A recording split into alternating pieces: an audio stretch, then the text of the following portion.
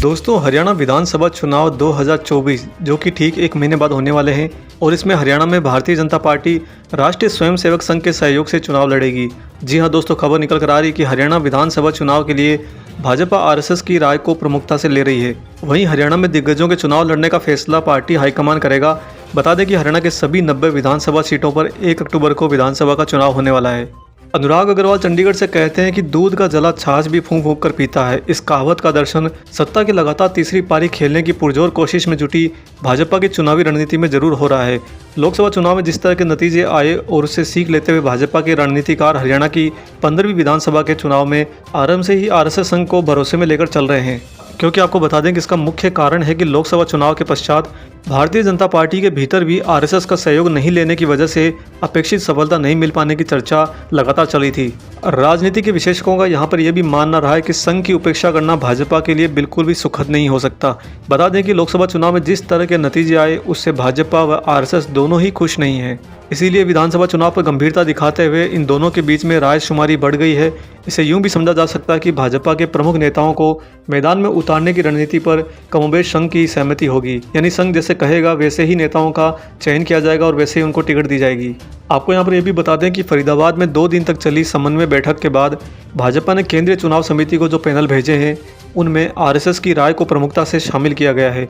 RSS और भाजपा के ground सर्वे में हालांकि कई मौजूदा मंत्री और विधायक चुनाव जीतने की स्थिति में नहीं हैं, लेकिन पार्टी ने पैनलों में उनके नाम रखे हैं ताकि चुनाव में किसी दूसरे को टिकट मिलने की स्थिति में उनके विरोध को कम किया जा सके।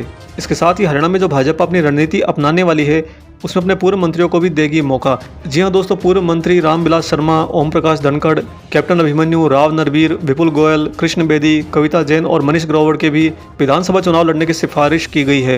ये सभी 2019 के चुनाव में चूंकि हार गए थे, उन्हें चुनाव समिति ने उनकी परंपरागत विधानसभा सीटों से ताल ठोकने का विकल्प इस बार दिया है। साथ ही दोस्तों, ये भी बड़ी खबर निकल कर आई है कि सीएम सैनी के लिए 3 सीटें आरक्षित की गई है। मुख्यमंत्री नायाब सिंह सैनी नारायणगढ़ से विधायक रह चुके हैं और अब करनाल से मौजूदा विधायक हैं। नारायणगढ़ और करनाल के अलावा लाडवा विधानसभा सीट भी इस बार मुख्यमंत्री के लिए छोड़ी गई है। ये तीनों सीटें सैनी बाहुल्य है, यानी कि इन तीनों सीटों पर सीएम सैनी का पुरजोर वर्चस्व है। मुख्यमंत्री चाहेंगे तो 2 विधानसभा सीटों से भी चुनाव लड़ सकते हैं। कुल मिलाकर बीजेपी की हरियाणा में इस बार की जो रणनीति है इसके अंदर आरएसएस का पूरा साथ लिया जा रहा है। आरएसएस के द्वारा दी गई राय को मानकर ही सीटों का बंटवारा होगा।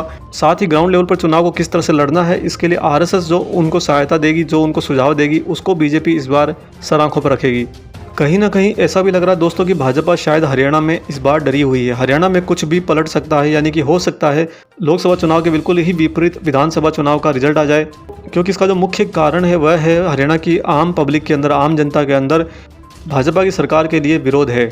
खास तौर से अग्निवीर योजना ने हरियाणा के लोगों को बहुत नाराज किया है। देखना होगा कि 1 महीने बाद होने वाले हरियाणा चुनाव में कौन पलटता है बाजी और किसकी बनती है सरकार। दोस्तों, आपकी क्या राय है इस पर कमेंट बॉक्स में जरूर लिखिए और देखते रहिए यूं ही न्यूज़ इंटू।